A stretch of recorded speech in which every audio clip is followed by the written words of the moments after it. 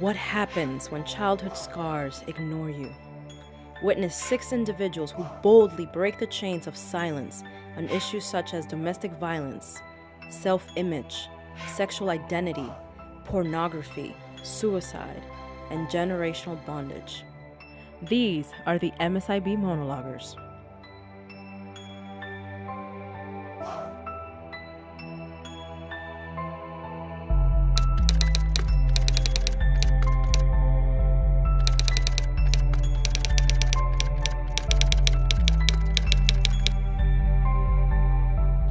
So I come home from school, I do the whole homework situation, it was boring.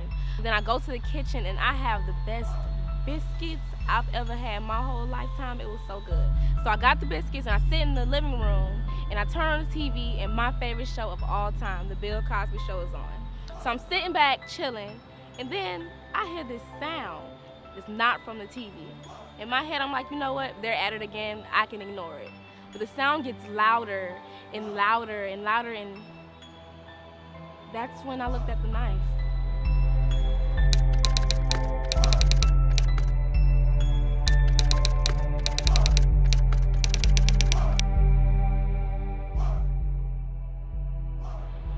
Every day since I was 10, video after video, tape after tape. I thought it was okay because my father was sitting next to me watching it. Women bent over, couches, counters, men jumping up and down in them. Man, that caused me to disrespect all women. I don't know what to do now. I try to get my mind right, but I just can't. No respect at all for women now. It's crazy, man. It's really crazy. I try to get my head right, but I can't. Porn has caused me not to respect women. That's just how life is.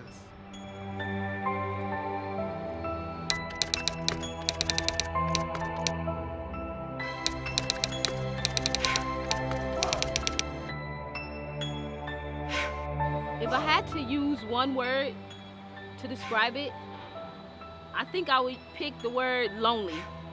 Not because I was physically alone, but that's how it felt on the inside.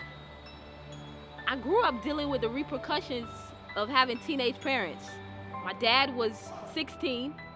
He thought it was cute and cool to have a little girl, but I wasn't cute enough to keep him out of prison. As for my mom, I don't think she ever really wanted me. I mean, every time she looked at me, it was like she resented me because I was a reminder of all the stupid and dumb mistakes she's made with my dad. Which, yes, that means that I was raised with my grandmother. She did the best that she could with what she knew, which was a whole lot of Jesus. So yeah, I grew up in the church, but I really didn't have an understanding of who God was. All I can remember is that I did not want to go to hell. But coincidentally, my uncle took me there anyway.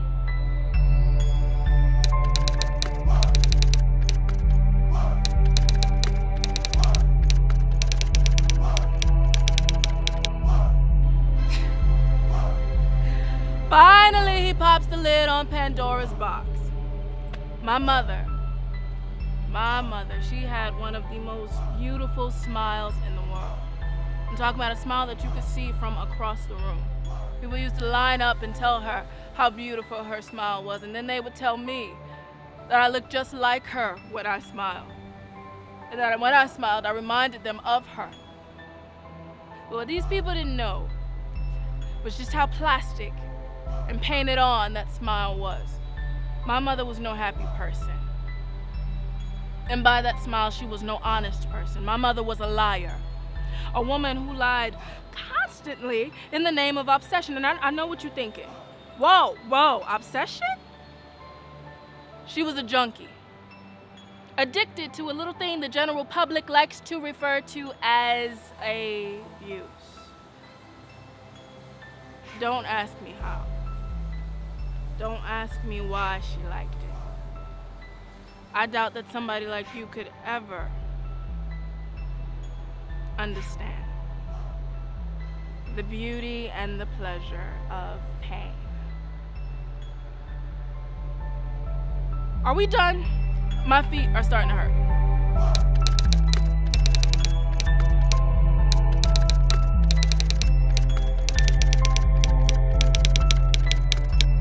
Growing up, I was Cinderella. I cooked and cleaned and did a whole lot of things around the house, whatever I was told to do. I didn't know my mom, but I had my dad, and it was good to see him. The 2 times a year he came home, Christmas, my birthday. So I was raised by my grandma. She loved me. She really did love me. She beat me. She called me out my name, told me I would never amount to anything.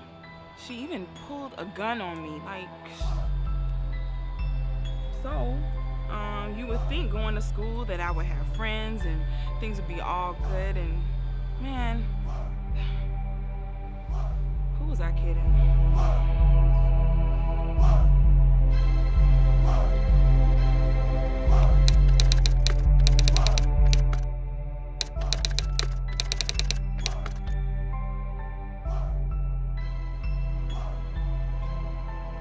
What happened?